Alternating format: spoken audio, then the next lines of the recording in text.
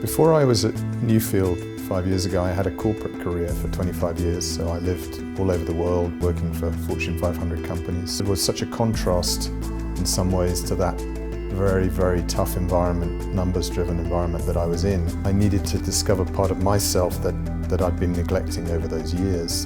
And it didn't mean that I had to lose the business edge that I had or my understanding of that area of the commercial world, but it allowed me to add to that, to augment that by getting more in touch with perhaps the emotions that I had and the fact, the sheer humbleness of humanity.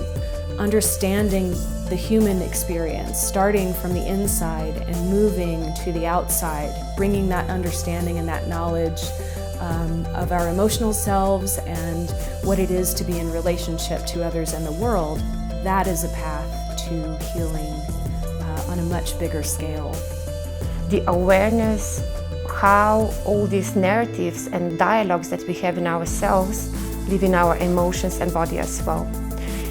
So for me, this gives a very, very simple doorway, I would say, to produce the change that we need to change also in our minds. I think I was entering with a mindset of an intellectual learner, and that somehow narrowed down my expectation.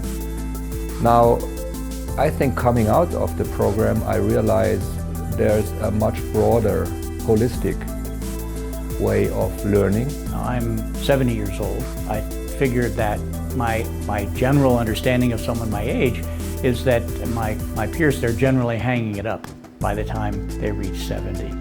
And one of the things that sort of amazes myself is that I have no interest in hanging up my learning and hanging up my growth. I think if you're at a stage in your life where you're looking for something different, where you maybe feel inside a certain emptiness that what you're doing, then Newfield is a great place and a great arena if it's the right time for you to be able to explore that more, find a more fulfilling way of living your life and combining that with your passion and business together.